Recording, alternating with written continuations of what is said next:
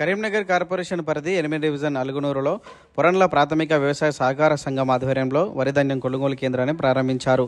ఈ కార్యక్రమంలో ముఖ్య అతిథిగా కార్పొరేటర్ కాలువ మల్లేశం హాజరై కొనుగోలు కేంద్రాన్ని ప్రారంభించారు. రైతులు ఎలాంటి ఇబ్బందులు పడకుండా ధాన్యం విక్రయించుకునేలా సౌకర్యాలు కల్పించాలని సెంటర్ నిర్వాహకులకు సూచించారు.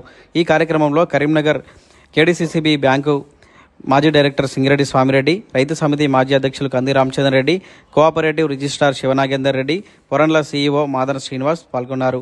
అలాగే మాజీ సింగిల్ విండో డైరెక్టర్లు గోపు మల్లారెడ్డి, జాప మునీశ్వరి రవీందర్ రెడ్డి, సల్లా జితేందర్, నాయకులు బొల్లాడి నరసింహారెడ్డి, సిరిసిల్ల అంజయ్య, ఎర్ర అనంతరెడ్డి, చిందం సంపత్, సల్ల మహేందర్, దాసం కమలాకర్, తొర్తి ప్రశాంత్, ముత్తమల్ల నిఖిల్, పరాంకుశం చందు, రైతులు కంది అశోక్ రెడ్డి, పడాల రమేష్ గౌడ్, ముంజ శ్రీకాంత్, జాబ భూమిరెడ్డి, చిట్టంపల్లి స్వామి, పంబాల శేఖర్, హమాలి సంఘం అధ్యక్షులు ఎల్లయ్యతో పాటు రైతులు, నాయకులు, సిబ్బంది, హమాలీలు తదితరులు పాల్గొన్నారు.